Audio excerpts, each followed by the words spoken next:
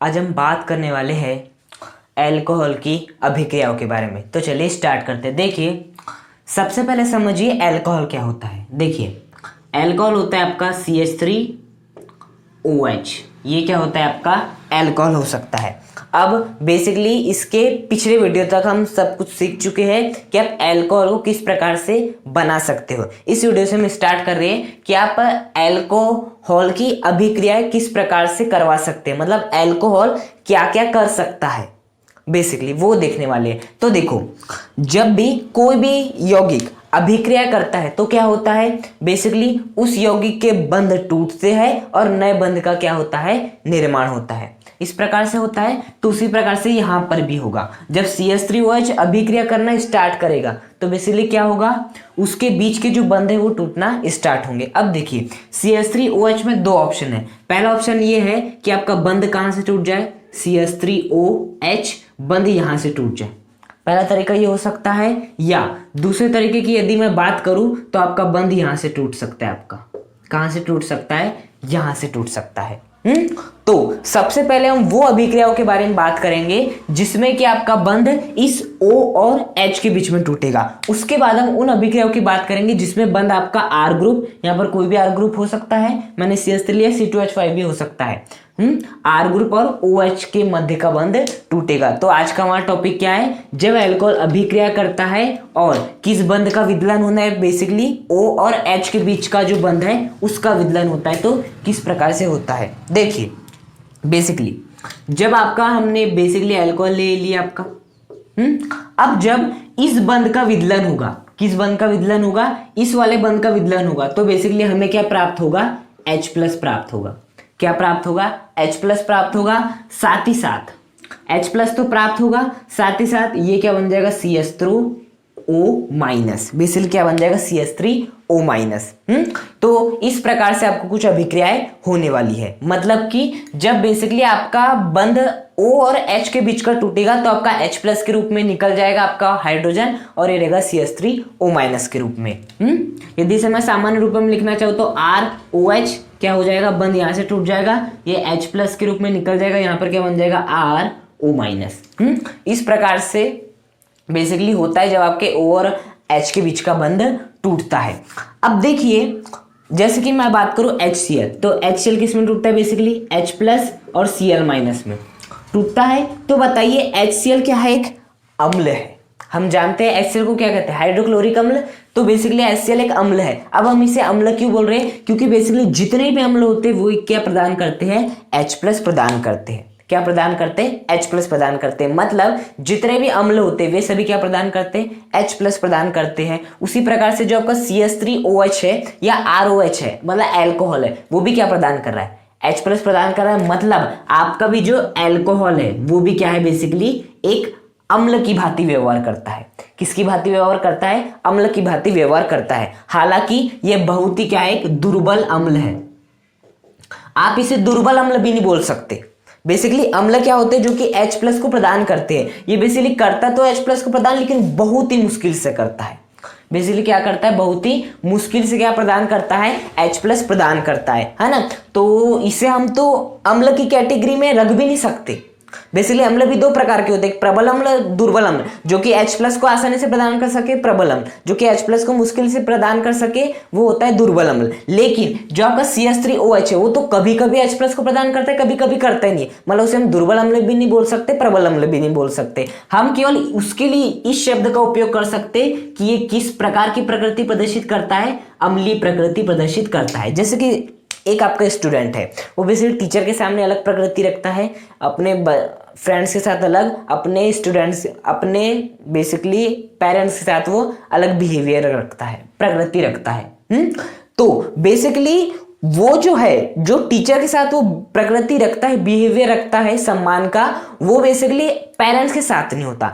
मतलब वो उसे हम प्रकृति बोल सकते हैं उस बच्चे की, जो वो टीचर के साथ दिखाता है, उसका वो बेसिक व्यवहार नहीं है। उसी प्रकार से ये जो आपका अल्कोहल है वो H प्लस प्रदान करता है, लेकिन हमेशा प्रदान नहीं करता। जैसे कि आपका बच्चा हमेशा सम्मान नहीं देता बड़ों को, लेकिन टीचर रहेगा तो सम्मान देता है। उसी प्रकार से CH3OH भी हमेशा H प्लस नहीं देता, इसलिए हम उसे ये भी नहीं बोल सकते कि पूरी तरह से अम्ल है ना। ये भी नहीं बोल सकते और इसे हम दुर्बल अम्ल भी नहीं बोल सकते और नहीं प्रबल अम्ल। इसके लिए जो हम शब्द काम में लाएंगे वो क्या काम में लाएंगे, अम्लीय प्रकृति लाएंगे। तो बेसिकली जो आपका अल्कोहल है वो किस प्रकार की प्रकृति प्रदर्शित करता है, अम्लीय प्रकृति प्रदर्शित करता है। क्यों? क्योंकि वो H+ प्रदान कर सकता है और वो हमेशा प्रदान नहीं कर सकता उसे, इसलिए इसे हम अम्ल की कैटेगरी में भी नहीं रख सकते। इतनी बात समझ में आती है। अब बेसिकली हमें देखना था इस अल्कोहल की अभिक्रिया के बारे में। तो जब हम अल्कोहल की अभिक्रिया देखेंगे तो उसमें भी दो परिस्थितियां बनती। पहली परिस्थिति है जब R और O के बीच का बंध टूटता है और दूसरी परिस्थिति जब किसके बीच का बंध टूटता है, O और H के बीच का बंध टूटता है। तो आज हम क्या देख रहे हैं, जब आपका RO और H के बीच का बंध टूटता है तो किस प्रकार से प्रदर्शित करता है। तो देखो उसमें जो आपकी सबसे पहली अभिक्रिया है वो किससे अभिक्रिया है, बेसिकली धातु से अभिक्रिया है। ओके तो सबसे पहले हम अभिक्रिया देख रहे हैं आपकी अल्कोहल की, किससे अभिक्रिया, धातु से अभिक्रिया। जब आपका अल्कोहल धातु से अभिक्रिया करता है तो किस प्रकार से करता है। देखो बेसिकली हम ले लेते हैं यहाँ पर कोई भी अल्कोहल जैसे ROH। अभी हमें बंध कहाँ से तोड़ना है, इस O और H के बीच का। यदि मैं इसकी अभिक्रिया किससे कराता हूँ, सोडियम धातु से कराता हूँ। किससे कराता हूँ, सोडियम धातु से कराता हूँ। तो बेसिकली क्या होगा, आपका H2 गैस बाहर निकल जाएगी और आपका क्या बन जाएगा, RONA बन जाएगा। अब आप बोलेंगे ये कैसे हुआ। तो देखिए मैं आपको एक सिंपल सा कॉन्सेप्ट बताता हूं। जब भी कोई अम्ल किसके साथ, जब भी कोई अम्ल किसी धातु से अभिक्रिया करता है या अम्लीय प्रकृति रखने वाला धातु से अभिक्रिया करता है तो H2 गैस को निकालता है। ये बात तो आपको याद रखनी है और क्लास 10 से ये बात आपको पढ़ाई जाती है। तो बेसिकली ROH कौन सी प्रकृति रखता है, अम्लीय प्रकृति रखता है। अब यदि ये आपका अम्लीय प्रकृति रखता है तो ये जब किसी धातु से अभिक्रिया करेगा, बेसिकली अम्लीय प्रकृति ये धातु से अभिक्रिया कर रहा है तो कौन सी गैस मुक्त होगी, हाइड्रोजन गैस मुक्त होगी। अभी बताओ यहाँ पर हाइड्रोजन कितने हैं, एक ही है, तो इसे भी हमें कितना लेना पड़ेगा, 2। मतलब कि आपकी हाइड्रोजन कितनी है, 2 हो गई। तो बेसिकली 2 हाइड्रोजन निकल जाएगी आपकी।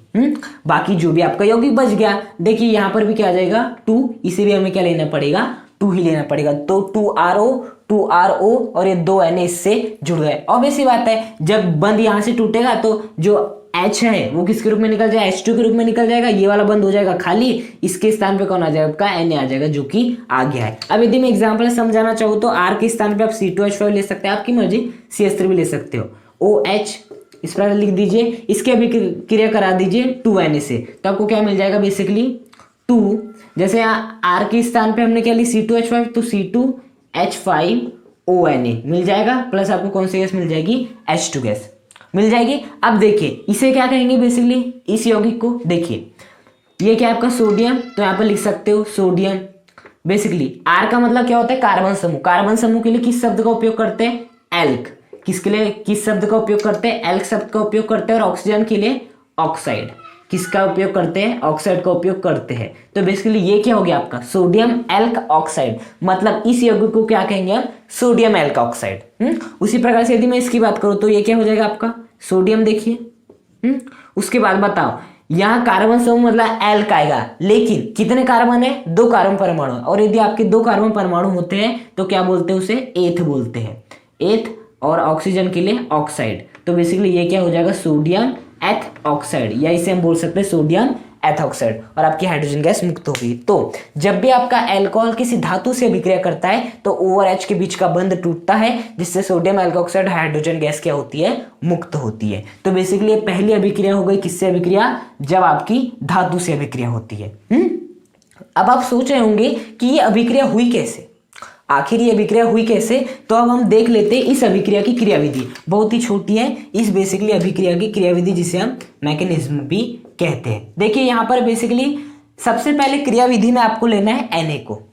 तो देखो जो आपका Na है वो बेसिकली क्या करता है, एक इलेक्ट्रॉन का दान कर देता है और किसके रूप में परिवर्तित हो जाता है, Na+ के रूप में परिवर्तित हो जाता है। उसी प्रकार से 2 Na लिए तो दूसरा Na भी क्या होगा, बेसिकली Na+ के रूप में परिवर्तित हो जाएगा। कैसे, एक इलेक्ट्रॉन का दान करके। तो दोनों ही Na ने एक एक इलेक्ट्रॉन का दान कर दिया, किस में परिवर्तित हो गए, Na+ में परिवर्तित हो गए।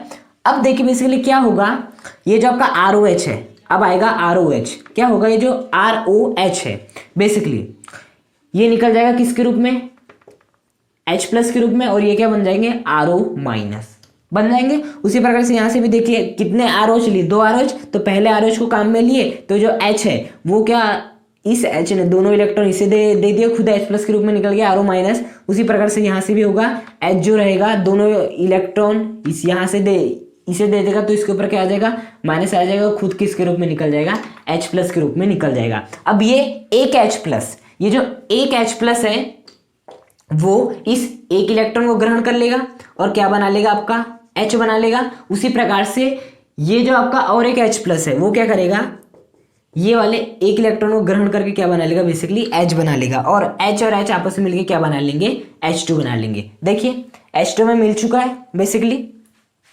अब H2 तो हमें मिल गया। हुआ क्या है, सबसे पहले दो Na थे तो दोनों NO ने एक एक इलेक्ट्रॉन का दान किए। उसके बाद ROH भी दो थे तो जो आपका ROH में से जो H है वो H प्लस के रूप में निकल गया RO माइनस। अब H प्लस ने दो H प्लस थे तो दो इलेक्ट्रॉन ग्रहण करके इन्होंने क्या बना लिए, H बना लिए। H और ये H आपस में क्या बना लेंगे, H2 बना लेंगे। अब बेसिकली देखना ये जो आपका RO माइनस है इससे कौन कनेक्ट होना चाहिए, कोई प्लस।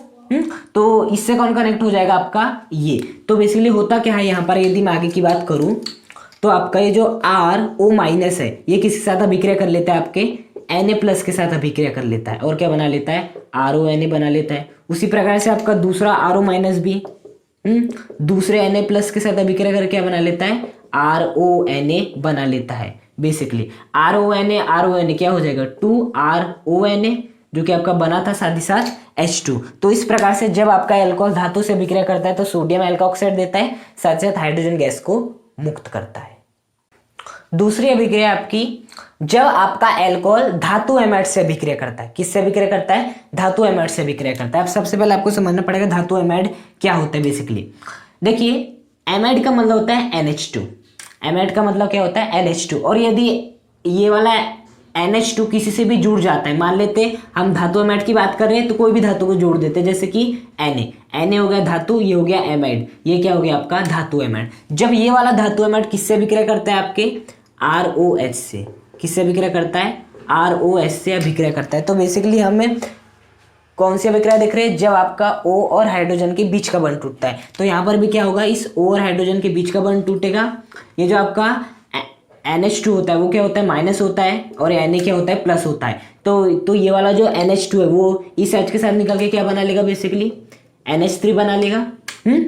और बेसिकली ये वाला H निकल गया, यहाँ का NH2 भी निकल गया, ये वाला Na इस H के स्थान पे आ जाएगा और क्या बना लेगा, आपका RONA बना लेगा। तो आपका जब बेसिकली एल्कोहल किससे विक्रिया करता है, धातु एमाइड से विक्रिया करता है, तो बेसिकली O और H के बीच का बंध टूटता है। ये वाला H इस NH2 के साथ मिलकर NH3 बना लेता है और क्या बन जाता है, सोडियम एल्कोऑक्साइड। बताया था मैंने आपको। यदि एग्जांपल की बात करें तो C2H5OH, यदि ये विक्रिया करता है NaNH2 के साथ, तो बेसिकली क्या हो जाएगा आपका, ये वाला NH2 इस H के साथ निकल के क्या बना लेगा, बेसिकली आपका NH3 बना लेगा, और बेसिकली ये वाला Na इस H के स्थान पे आ जाएगा तो क्या बन जाएगा, C2H5ONa बन जाएगा। बन गया। तो इस प्रकार से अब कुछ अभिक्रिया होती है जब आपका एल्कोहल किसके साथ अभिक्रिया करता है, धातु एमाइड से अभिक्रिया करता है। तीसरी अभिक्रिया आपकी, जब आपका ROH अर्थात एल्कोहल किससे अभिक्रिया करता है, किसी प्रबल क्षार से। जैसे कि ये हमने ले लिया आपका एल्कोहल और ये अभिक्रिया करता है किसके साथ, किसी प्रबल क्षार, जैसे कि NaOH के साथ अभिक्रिया करता है। तो हम सभी जानते हैं कि जब भी आपका कोई अम्ल या अम्लीय प्रकृति दर्शाने वाला बेसिकली यौगिक किससे अभिक्रिया करता है, किसी क्षार से अभिक्रिया करता है, तो बेसिकली क्या बनता है, आपका लवण बनता है, साथ ही साथ क्या बनता है, आपका जल बनता है। क्या बनता है, आपका लवण बनता है और जल बनता है। और ये आप क्लास 10 से पढ़ते आ रहे हैं कि जब भी आपका अम्ल किसी क्षार के साथ अभिक्रिया करता है तो लवण बनता है, साथ ही साथ जल बनता है। तो उसी प्रकार से यहाँ से भी होगा। क्या हो जाएगा, बेसिकली यहाँ पर ये जो आपका OH है, देखिए Na के ऊपर क्या रहता है प्लस, OH के ऊपर क्या रहता है माइनस। हमेशा हमें बंध कहाँ से तोड़ना है, अभी हम पढ़ रहे जब बंध O और H के बीच का टूटता है, तो बेसिकली O और H के बीच का बंध टूट जाएगा। ये वाला जो H है वो किसके साथ निकल जाएगा, OH के साथ निकल जाएगा और क्या बन जाएगा, H2 बन जाएगा। और इस H के स्थान पे क्या आ जाएगा, ये वाला Na और क्या बन जाएगा, RONA बन जाएगा। तो बेसिकली ये वाली जो अभिक्रिया है वो केवल और केवल ऐसा नहीं कि हर अल्कोहल ये अभिक्रिया देता है, बेसिकली ये अभिक्रिया होती भी है। हम जानते हैं जब कोई अम्ल किसी क्षार के साथ अभिक्रिया करता है तो लवण प्लस जल देता है, तो उसी प्रकार से आपके अम्लीय प्रकृति रखने वाले अल्कोहल ने किसी क्षार से अभिक्रिया करके आपका जल बनाए, साथ ही साथ एक लवण बनाए, जिसे हम क्या कहते हैं, सोडियम एल्कोऑक्साइड। लेकिन ये वाली जो अभिक्रिया है केवल एक अल्कोहल देता है। कौन सा देता है? एक अल्कोहल देता है, और वो वाला अल्कोहल है आपका मैथिल अल्कोहल। कौन सा अल्कोहल है? मैथिल अल्कोहल। केवल और केवल मैथिल अल्कोहल ही क्षार से अभिक्रिया करके जल बनाता है और साथ ही साथ लवण देता है। यदि आप इस मैथिल अल्कोहल के स्थान पे आप ले लो एथिल अल्कोहल, एथिल अल्कोहल मतलब कि C2H5OH, और इसकी अभिक्रिया NaOH से कराओ, तो पता है क्या होगा? आपको कोई भी अभिक्रिया देखने नहीं मिलेगी। चाहे तो आप इस C2H5 के स्थान पे C3H7OH ले लीजिए और इसकी अभिक्रिया करा दीजिए NaOH के साथ, तो कुछ भी नहीं होने वाला है। तो हमेशा याद रखना, केवल और केवल मैथिल अल्कोहल ही एक ऐसा अल्कोहल है जो कि क्षार के साथ अभिक्रिया करके आपको लवण भी बनाएगा और जल बनाएगा। बाकी जितने भी अल्कोहल है वो बेसिकली क्षार के साथ अभिक्रिया करके आपको कुछ भी नहीं देने वाले। चाहे तो हम इसके स्थान पे C4H9 भी ले सकते हैं, C5H11 भी ले सकते हैं, आपकी कोई अभिक्रिया होगी ही नहीं। केवल और केवल मैथिल अल्कोहल किसके साथ अभिक्रिया देता है? प्रबल क्षार के साथ अभिक्रिया देता है।